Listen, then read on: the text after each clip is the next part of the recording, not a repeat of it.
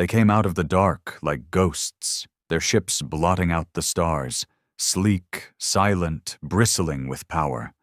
The Galactic Empire had conquered 1,000 worlds, burned civilizations to ash, and enslaved species that dared to resist. But when they reached Earth, they hesitated. Not because of fear. Arrogance ran deep in the Empire's blood. No, they paused because Earth looked primitive, barely united, still struggling with internal wars and environmental collapse. A perfect target. Easy pickings. The initial assault was swift. They hit the satellites first, blinding Earth's eyes. Then the power grids, the internet, global communications. Cities went dark. Panic spread like wildfire. Then came the dropships, unholy machines that split the skies and vomited out armored warriors. The Empire expected chaos. They didn't expect coordinated resistance. Within hours, guerrilla units were hitting back. Not governments, not armies. People. Farmers with old rifles, teenagers using drones, retired engineers building EMP weapons from scrap. The invaders laughed at first, until their walkers started falling. Their scouts vanished, and their supply ships never returned.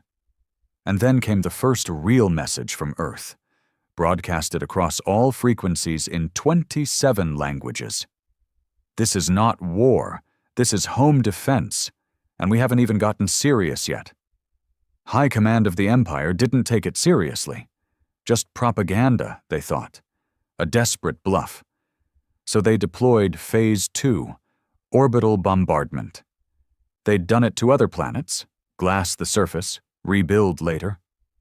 Only it didn't work. Somehow, the nukes and plasma bombs were intercepted mid-air by Earth's own satellites, now hacked and weaponized by civilian tech experts. The atmosphere lit up with brilliant flashes as the sky turned into a battlefield. Something wasn't right. In orbit, Admiral Vralix paced the deck of the dreadnought Ardent Flame. A Zenthari bred for command, his species had ruled empires long before this one. His 6 eyes blinked in tight sequence as he reviewed the latest intel. Earth should have fallen by now. Resources depleted, population panicked, resistance futile. But instead, Earth was fighting back harder than any race they'd ever encountered. A lieutenant approached, scales pale with nervous energy. Admiral, the forward fleet reports total loss. 80% of ground troops wiped. Remaining units surrounded. They're asking for extraction. From a single continent? Vralix hissed. The officer hesitated. No, sir. From 6. He turned, his voice a low growl. How many humans are we dealing with? We estimated global organized militia forces to be under 20 million. Yes, sir. That's what we thought. What are the new numbers? The lieutenant's voice shook. Over 900 million confirmed combatants, possibly more. Sir, it seems civilians are fighting. Children, elders, untrained yet coordinated. They're adapting faster than we can respond. Silence filled the command deck. Vralix clenched his claws behind his back. His translator struggled for a moment as his native tongue clicked and hissed in low syllables. And the footage? The officer nodded, bringing up the screen. It played raw feeds from body cams, human fighters ambushing drop squads with home-built explosives, city streets turned into traps, swarms of tiny quadcopters disabling tank systems, wild-eyed resistance fighters laughing as they blew holes through elite Empire troops with scavenged tech. But one clip stopped them cold. A human commander, face bloodied, stood before a captured Empire general. She leaned close, whispering, "You think this is our army?" "Number, this is just us being angry. You haven't even seen our military." And then she let the general live, sent him back up in a stolen dropship with a tracking beacon buried in his armor. The message was clear.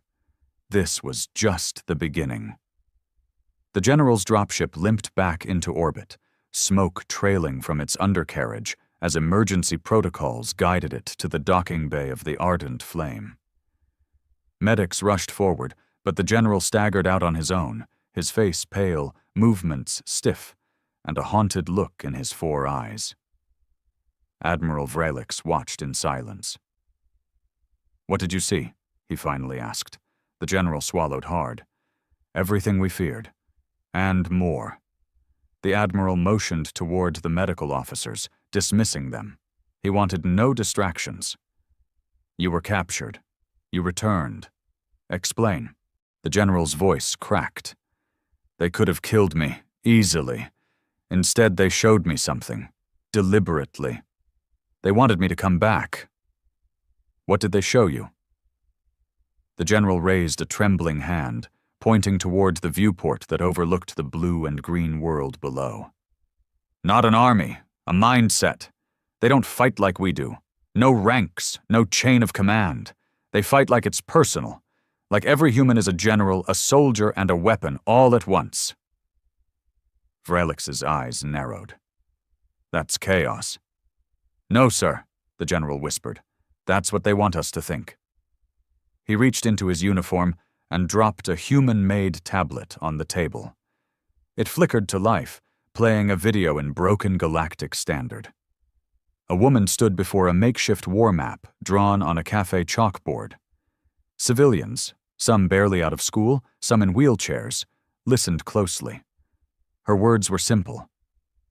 "They thought taking out our armies would break us. But they forgot one thing. We don't need orders to protect what's ours." Admiral Vrelix turned away, silent for a long moment. Then he spoke quietly, more to himself than anyone else. "They're not an empire. They're a wildfire."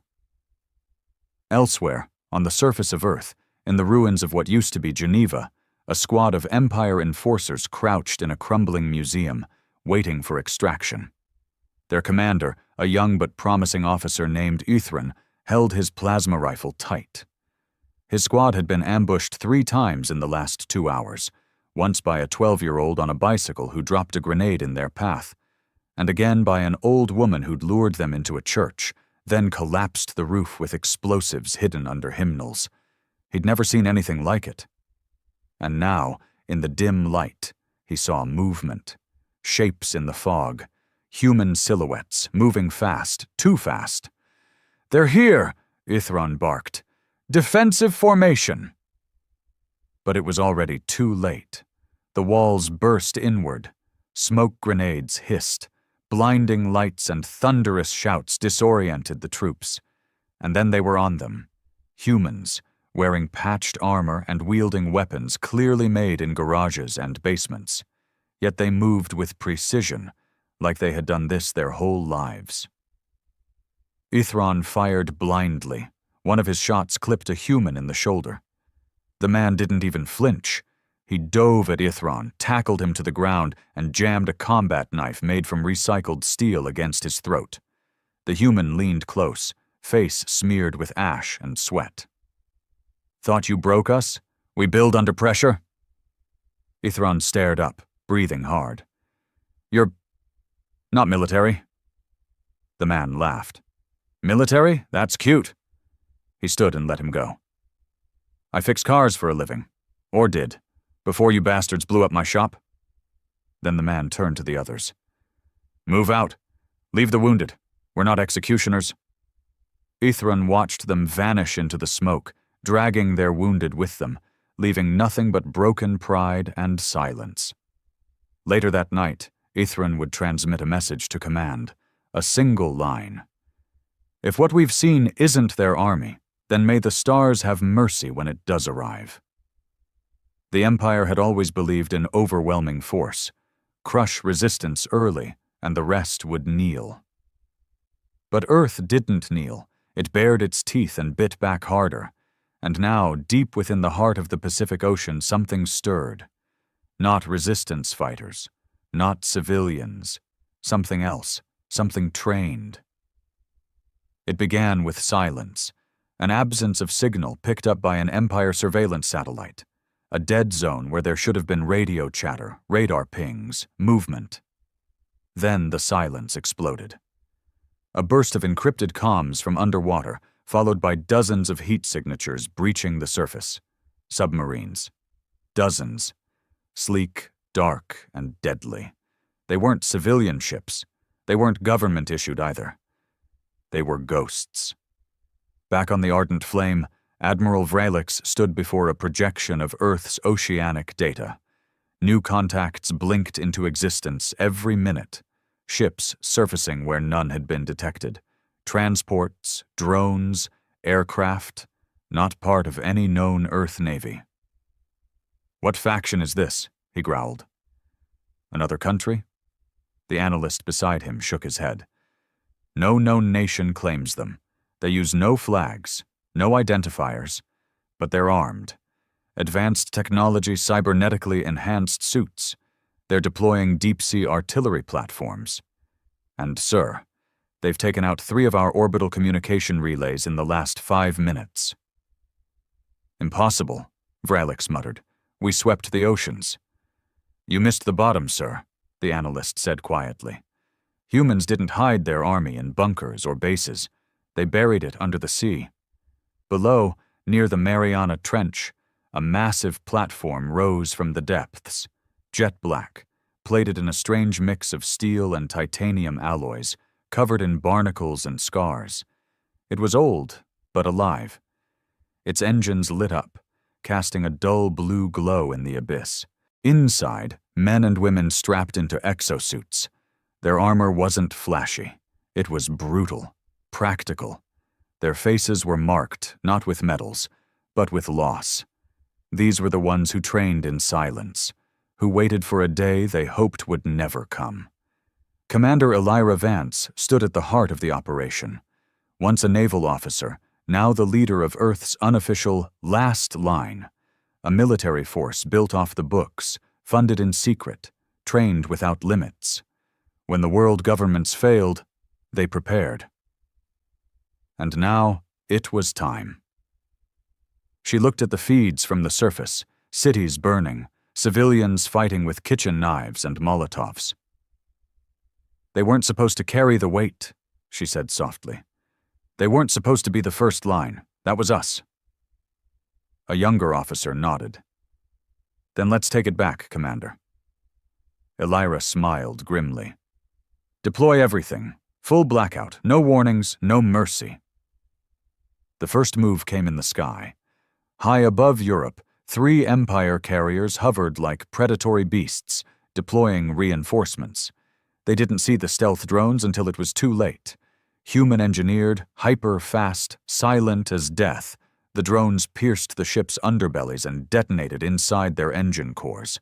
In 30 seconds, 3 carriers became fireballs. Then came the silent rain. Kinetic rods dropped from orbit by the rogue platform, fast enough to punch through ship armor like paper. Empire vessels began dropping from the sky like wounded birds. The humans weren't fighting anymore. They were hunting. In a jungle in South America, a platoon of Empire troops was ambushed, not by scattered rebels this time, but by coordinated strike teams. Exosuits blurred between the trees, executing clean, silent kills. One trooper managed to escape, only to trip a tripwire that activated a net made of carbon thread wire.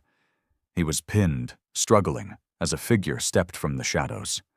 Black armor, unmarked, rifle aimed. The voice from the helmet was cold.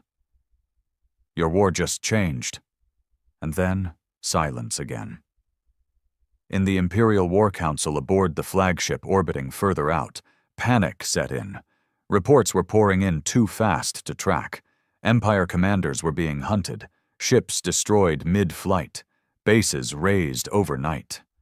One captain screamed across a broken comm line, "They weren't hiding their army. They were training it where we weren't looking, underwater, underground, in space. They let their civilians bleed just to bait us into a false win." Then static. Admiral Vralix stood motionless. So Earth had a real army. And it hadn't shown up until now. They thought they'd already faced the worst. They were wrong. This was the warm-up. Across the void of space, the Empire's communication networks were in chaos. Messages overlapped, corrupted, or never arrived at all. High Command ships found themselves isolated, orbiting above a planet that had suddenly stopped playing by the rules. Earth had been unpredictable from the beginning. But this was something else. This was surgical, calculated destruction. Admiral Vrelix stood at the center of the war chamber, surrounded by his top strategists, the air thick with fear masked as formality. One of the senior tacticians, a grizzled Noxari with implants from 20 campaigns, slammed a datapad down on the table. "We've lost 53 ships in 20 hours. Our forward bases are dust. Our drones are being hijacked mid-air. This isn't guerrilla warfare anymore. This is an organized military force." Vrelix didn't respond. His eyes were locked on a holomap of Earth. Red markers were vanishing by the second. Each blip was a destroyed unit, a fallen ship, a shattered battalion. "What are these new units, these black-armored soldiers?" another commander asked. "We have no data on their command structure, no emblems, no insignia." "They don't want to be known," Vrelix muttered. "They want us to guess." Below, Earth's underground networks were lighting up. The last line's full force had mobilized. Strike teams hit Empire weapon convoys, intel bases, and drone hubs with terrifying precision. They left nothing behind. No survivors, no signals, only messages, carved into walls, etched into helmets, painted in blood. This was just our warning. In a battered farmhouse outside of Warsaw, 2 resistance leaders met with a figure from the last line. He wore the same black armor, but his helmet was off, revealing a human face, older, weathered but sharp. Commander Jace Nolan. He dropped a holo drive on the table. "Intel says they've got a planetary weapon, something big, deep in orbit, a city buster. They call it the Judgment Ray." One of the resistance leaders, a woman with burn scars across her jaw, leaned forward. "What's the plan?" Jace smirked. "We take it." She blinked. "You're serious?" "We didn't come up from the bottom of the ocean to play defense. This war ends in orbit. We're going up." In low Earth orbit, the Judgment Ray spun slowly, its lens panels unfolding like petals of death. Its core glowed a sickly red. One shot could vaporize an entire region. It was the Empire's trump card. Inside, the Imperial crew prepared for activation. The countdown had begun. Then something unexpected happened. Alarms blared, external hull breach, systems failure, internal gravity loss. Explosions tore through the control room before anyone could even reach the override console. Human operatives, 8 of them, burst through a maintenance shaft, moving like shadows, planting charges, cutting wires, disabling everything with ruthless efficiency. A terrified Imperial tech officer backed into a corner, watching one of the black-armored figures approach. "How did you even get up here?" he cried. "We control orbit." The human paused, looked him straight in the eye through the visor, and said, "You did." They left nothing functional. The Judgment Ray exploded into flaming debris, scattering across the upper atmosphere like burning confetti. From his command deck, Admiral Vrelix watched the explosion through the viewport. It was visible even from his distance. He felt a coldness settle in his bones. That weapon was their fallback, their leverage. Gone. "Send the call," he said slowly. A lieutenant turned. "Sir?" Vrelix's voice dropped an octave. "Evacuate secondary fleets. Fortify the homeworld. Send word to the Empress." "You mean, surrender?" "No," Vrelix growled.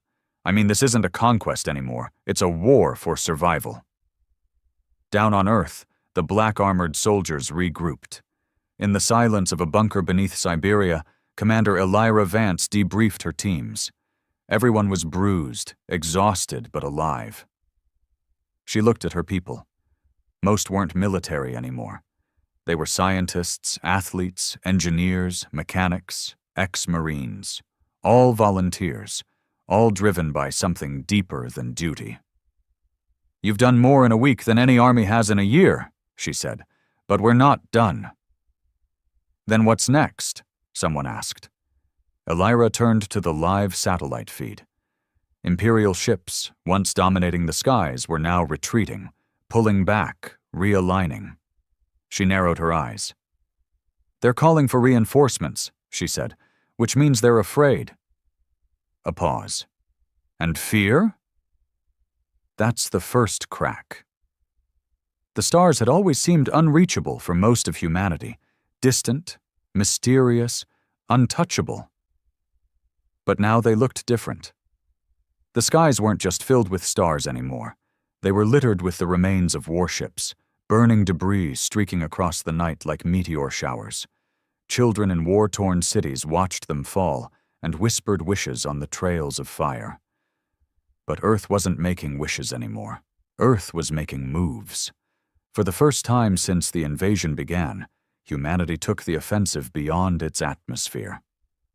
On the far side of the moon, hidden in the shadowed craters where no telescope from Earth could see, lay Outpost Perseus. It had started as a secret research station funded by a coalition of off-the-books science divisions from several nations. Long disbanded governments, now just memories in ash. But the outpost lived on, expanding slowly, feeding on rumors and fear.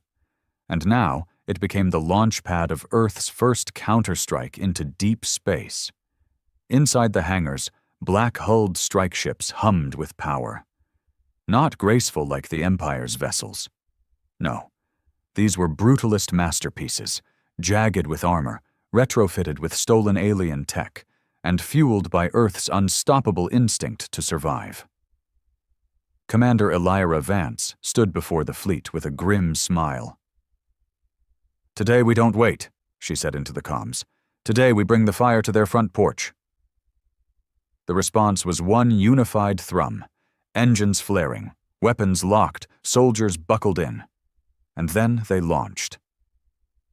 Back aboard the Ardent Flame, Admiral Vralix paced. The news had gone from bad to worse. Imperial reinforcements were still a week away, and Earth had gone quiet. Too quiet. That kind of silence meant planning. He knew it. "We've underestimated them," he muttered, staring out at the burning edge of Earth. "We made them fight like us. They learned." He was still speaking when the first strike hit. Not on Earth. On one of the Empire's outposts, Zarkon 4, a mineral-rich planet 2 systems away, long thought untouchable. The humans didn't invade. They erased it, hit the power grid, crashed the orbital controls, nuked the command center. By the time Vralix got the report, Zarkon 4 was gone. And then came the broadcast. It played on every Imperial ship within 10 light-years. A woman's voice, calm, controlled. "This is Earth. You came to us with fire. Now we bring the storm. For every child buried in rubble, for every city burned, for every scream you ignored, we will burn 10 of yours. This isn't defense anymore. This is debt collection." Within a week, 4 more fringe colonies were attacked. No survivors, no ships left behind, just wreckage and a signature. The mark of the last line, a jagged E carved into the ruins. Earth. Meanwhile, aboard one of the strike ships heading into deep space, Sergeant Theo Ramos stared at the empty void ahead. He was once a firefighter in Boston. His wife and daughter had died in the first wave. He hadn't spoken much since. Now he was a gunner. "You ready?" his commander asked. Theo didn't answer at first.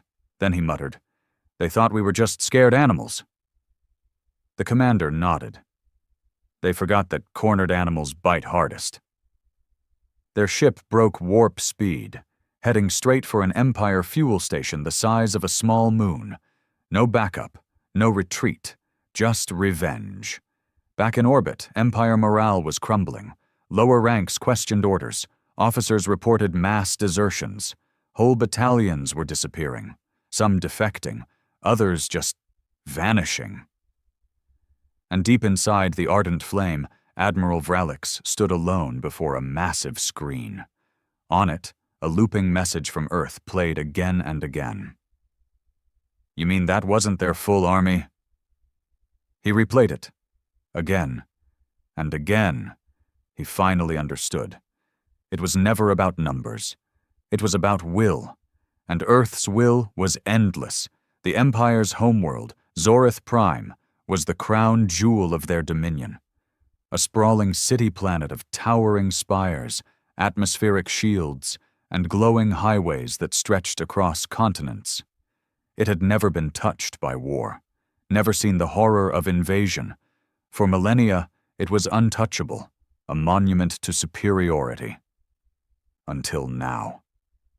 In the black vacuum just beyond its security perimeter, a tear in space shimmered.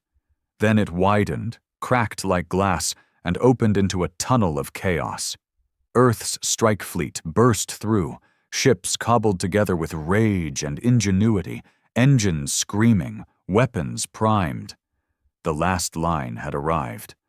And they weren't here to negotiate. On Zorith Prime, sirens wailed. For the first time in recorded history, the planetary defense grid activated. Civilians panicked. Holograms of reassurance flickered over the city, broadcasting that everything was under control. But behind the scenes, the Imperial High Council was in freefall. "The humans are here? Here!" one counselor shouted, slamming a clawed hand against the war table. "That's 2 systems beyond their capacity." Another muttered, "They must have stolen FTL tech. That's the only explanation."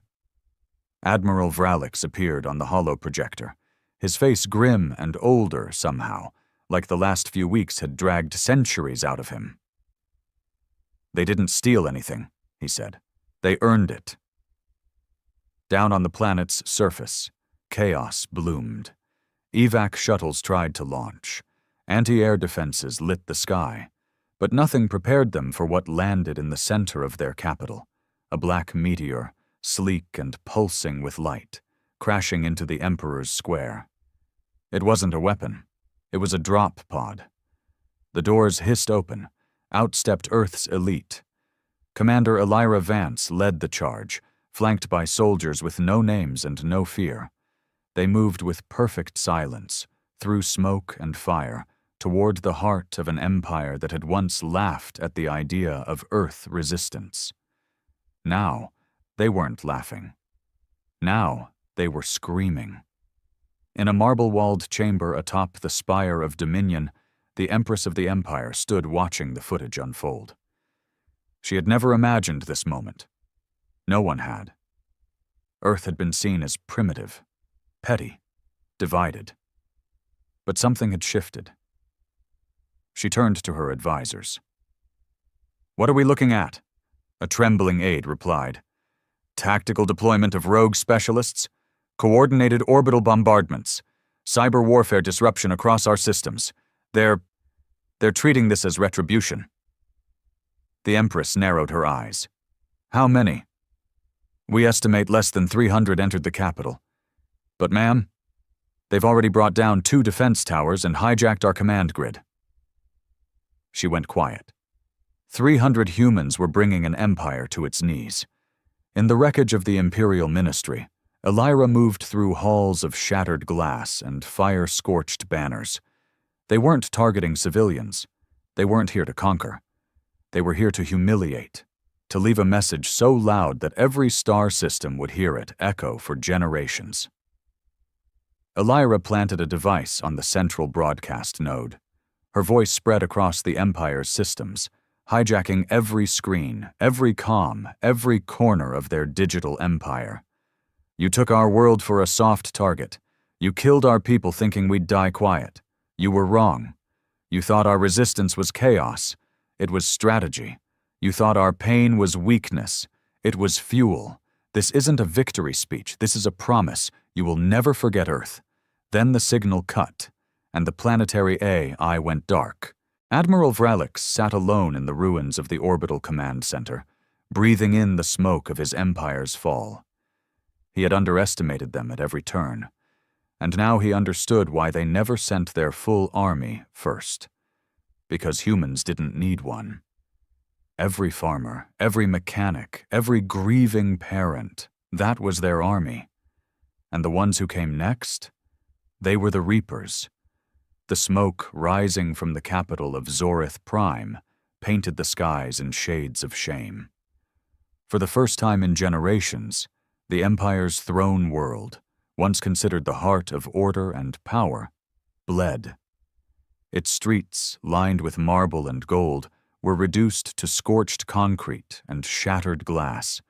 Its towering monuments to conquest lay crumbled, their polished surfaces now cracked, smeared with ash and fury. From the roof of the former Ministry of Galactic Policy, Commander Elira Vance stood tall. Her armor bore the grime of war, the carbon scoring of near-death strikes, but her posture was unshaken. Behind her, dozens of Earth's finest lined the edge of the rooftop, looking down at a trembling city that had never known fear until now. Elira activated her comms. "Status." "Targets neutralized," came a voice from her left. Sergeant Theo Ramos, face partially hidden behind a visor. "Broadcast towers disabled. Local defense net offline. The people are unarmed. Orders?" She turned her gaze towards the horizon, where Empire citizens, hundreds of thousands of them, were gathered in the city's central plaza. Some clutched children, some wept. Others looked up, angry, confused, terrified. They had always believed they were the superior race, the chosen rulers of the stars. Their propaganda had never prepared them for this, for humans to stand over them. "No more bombs," Elira said. "No more blood. Let them feel what it's like to listen." She nodded to a tech behind her. The screen mounted on the central spire crackled to life again. This time there were no threats, no battle cries, just the image of Earth, a slowly rotating blue and green sphere, followed by the faces of the dead. Civilians, children, medics, grandmothers, soldiers. Their photos faded one by one as the camera panned to Elira. She stepped forward and spoke not like a conqueror, but as a survivor. "You don't know our names, but you killed us anyway. You didn't ask questions. You just landed and started taking, burning, laughing." She paused, letting her words settle in the ears of every Zorithian watching. "We were doctors, artists, students. We raised crops, fixed roads, laughed with our kids. We weren't your enemies, but now we are." Her voice dropped into a cold, sharp edge. "Because you made us one." The camera zoomed out slightly, showing the black-armored soldiers standing still, watching over a crowd that could rise up at any moment. But didn't. They were listening. "Your empire fell the moment you stopped seeing us as people, and now we return the favor. We are not here to rule. We're not here to enslave. We came to show you what happens when you push a species to its breaking point." Elira took off her helmet. Her face was tired. Her eyes carried the weight of 1,000 funerals. "We are Earth, and we don't forgive. But maybe, just maybe, we'll let you learn." The screen went dark. Below, the murmuring began. The Empire's citizens weren't sure what to feel. Anger? Shame? Guilt? The lies they'd been fed from birth, that Earth was savage, that humans were a failed experiment, crumbled in real time. They had seen the images, the ruins of human cities, the craters, the corpses. Some knelt, some cried, some turned their backs in silence, and some, for the first time, questioned. In the Imperial Council's underground bunker, one of the few places still untouched by war, the Empress sat in silence. Her most loyal guards were dead, her aides gone. She was alone, surrounded by relics of her ancestors, portraits of conquerors, statues of tyrants, all meaningless now. The door hissed open. Admiral Vralix stepped in, blood on his uniform, no escort behind him. He didn't kneel. "They've won," he said simply. The Empress's lip curled. "They're savages." "They're survivors," Vralix corrected, "and we were fools." He dropped something at her feet. A small glass case. Inside it was a single bullet, primitive, outdated by any standard. But engraved on it were the names of 50 children, found in the ruins of a human school. "That's what they fought with," Vralix said, turning to leave. "That's what beat us." She didn't answer. She couldn't. She knew it was over. Back outside, the human fleet began its slow retreat. They didn't stay. They didn't demand tribute or territory. They'd proven their point. Earth wasn't prey. Earth was patient wrath. As the dropships ascended, Elira stood at the edge of the roof one last time. Theo approached her. "You think they'll change?" She sighed. "Number not all of them. Some will try, most won't. But now they know." Theo looked up at the stars. "So, what now?" She smiled faintly. "Now we go home. And rebuild." And with that, Earth's army disappeared into the stars once more, not as conquerors, but as the warning written in fire across a tyrant's sky. The journey back to Earth was quiet. Not silent. Engines still hummed, and systems still beeped.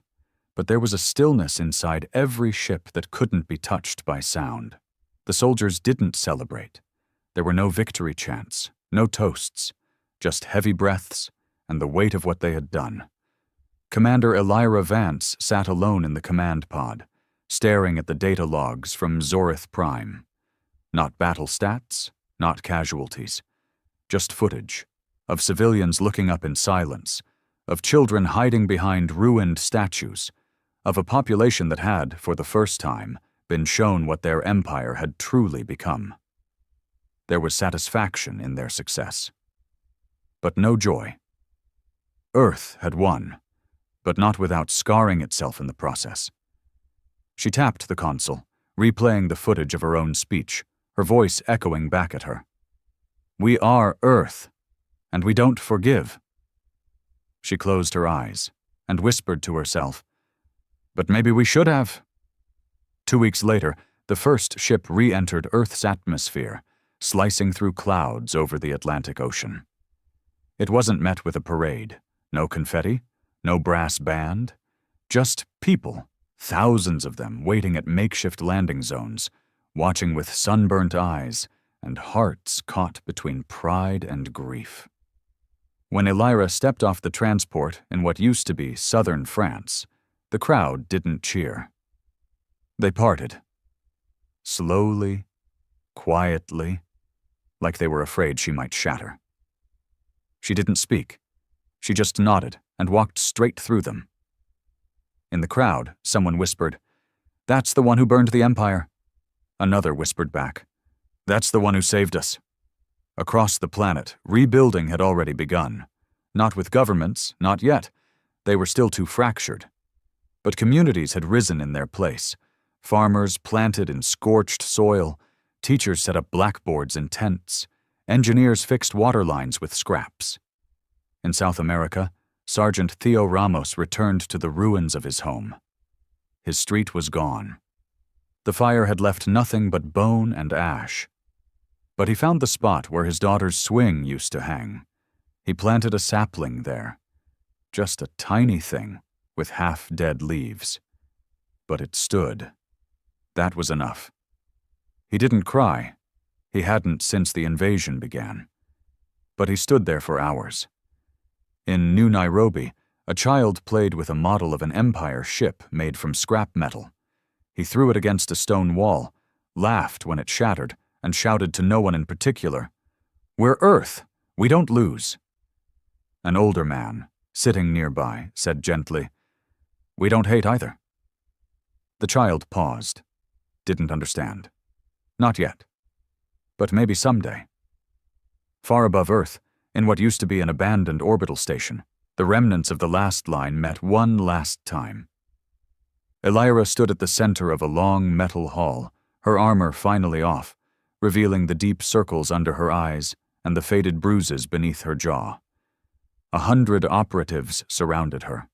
Each one had fought across planets. Each had lost something. Each had seen what the Empire truly was. And now? Now they had to decide what came next.